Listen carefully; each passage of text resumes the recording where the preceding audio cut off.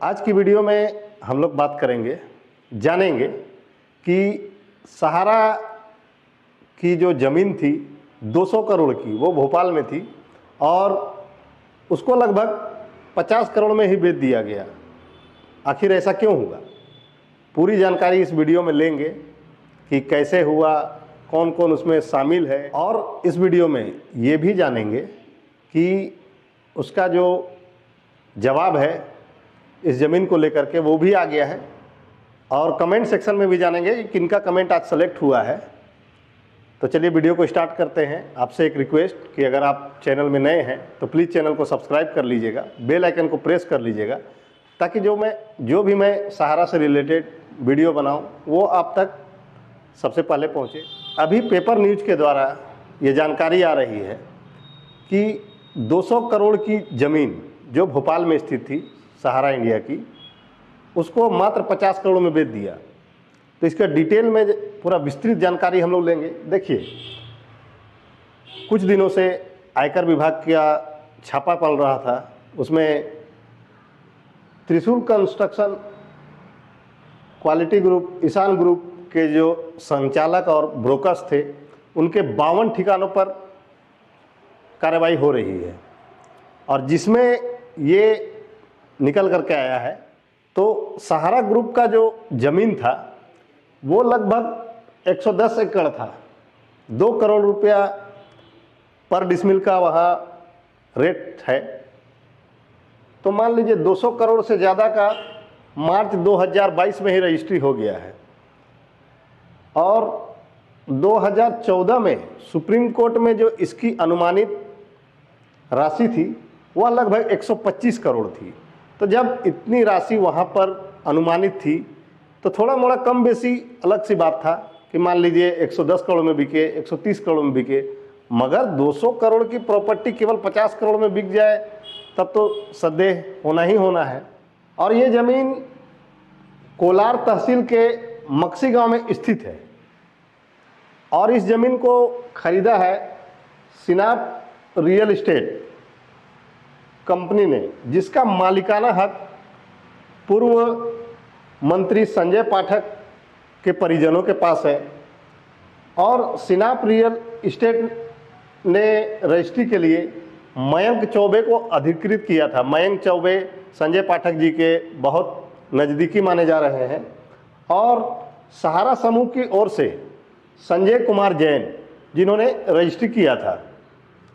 अब देखिए, एक बात और बहुत मार्केबल बात है कि सहारा समूह की भोपाल में लगभग 1200 करोड़ की ज़मीन थी, जिसमें इंदौर में 90 एकड़ है, भोपाल में 110 एकड़ है, जबलपुर में 103 एकड़ है, देवास में 107 एकड़ है, कटनी में 99 एकड़ है, और ग्वालियर में 161 एकड़ ज़मीन है जो सहारा समूह की थी। उसमें से कुछ बिक गया है। हो सके कि इन ज़मीनों का जो ब्यौरा है वो सुप्रीम कोर्ट में दे दिया गया हो। और एक बात है कि आरओसी रजिस्ट्रार ऑफ कंपनीज में मौजूद दस्तावेज में जो सिनाप रियल एस्टेट के शेयर होल्डर हैं उनमें 50% निर्मला पाठक जी का है और 50% यश पाठक जी का है। तो संजय पाठक के माता जी का नाम हुआ निर्मला पाठक और यश पाठक हुआ उनके पुत्र का नाम। अब एक बात तो इसमें बहुत ही सोचने वाली है कि 200 करोड़ जिस ज़मीन का वैल्यू होगा, प्राइस होगा जो मार्केट में है, तो उसको 50 करोड़ में कैसे बिक गया? कौन लोग इसमें शामिल है? अब ये तो जांच की बात है। अब मैटर इतना उछल गया है तो जांच तो होना ही होना है। उसमें हम किसी को गलत या सही नहीं बतला रहे हैं। संजय पाठक जी का अब इस मैटर पे जवाब भी आ गया है कि गाइडलाइन रेट पर ही सहारा की ज़मीन को खरीदा गया है। अब ये तो आगे देखिए इस केस में क्या होता है, क्योंकि अगर देखिए बिना जानकारी के अगर सहारा की ज़मीन बिक रही है तो कहीं ना कहीं निवेशकों, एजेंटों के साथ ये फ्रॉड हो रहा है। लेकिन अगर सारी एजेंसियों को इसका पता है जो सहारा से भी मैटर को देख रहे हैं, तो फिर उसमें जब जांच होगा तो खुद पता चल जाएगा। अब आते हैं हम लोग कमेंट सेक्शन की ओर।